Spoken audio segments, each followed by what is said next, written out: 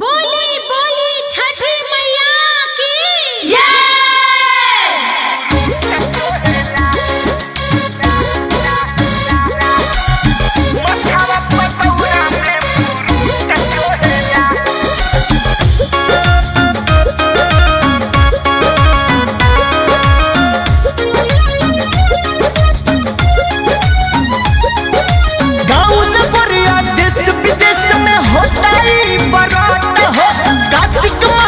शुरू होने आवे पर्व छोट हो।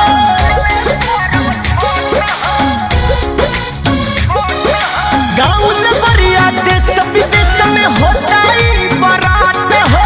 कार्तिक मास के शुरू होने आइल पर्व छोट हो। दिवाइन से रहता बर रूट सोहेला।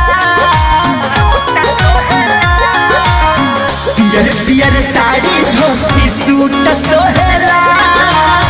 मथवा पतौरा में फ्रूट सोहेला।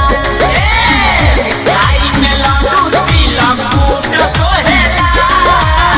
मथवा पतौरा में फ्रूट सोहेला।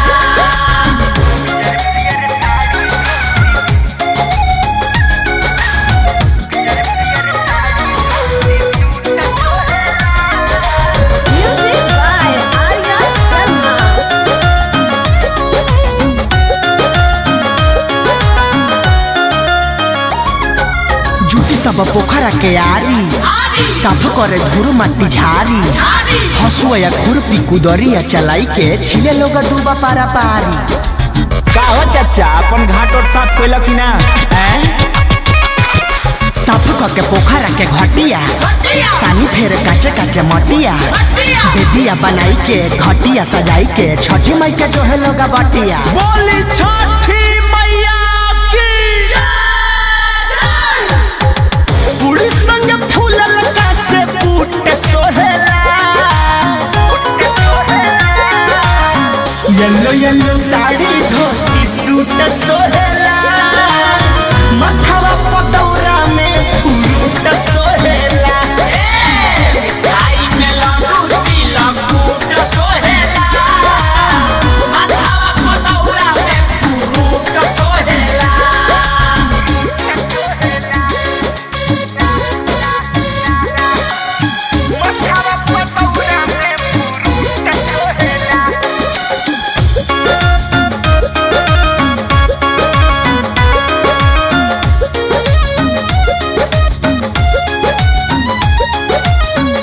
दियाला दुनो बेरावा सुपुली में भरी से ओ केरावा। पोखरा के आरी दिया बाती जारी जाला सभे करे नहीं डेरावा। ए भाऊजी पूर पड़े मुंह के खड़ा होखा एने का मुंह कले बड़ू हो। नाचे के हो बजाना बजाई के पूजा करे सिरावा झुकाई के। प्रभु विष्णुपुरी गोलू सब के सुनावे छठी माई के गीतिया गाई के। छठी माई के गीतिया गाई के बजला बड़ा का चूटा फूट सोहेला। पियर पियर साड़ी धोती सूट सोहेला। मथवा पतौरा में फ्रूट सोहेला।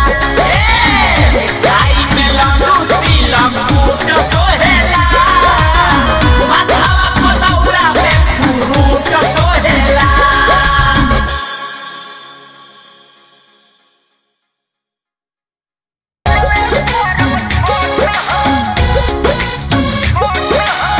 पियर पियर साड़ी धोती सूट सोहेला।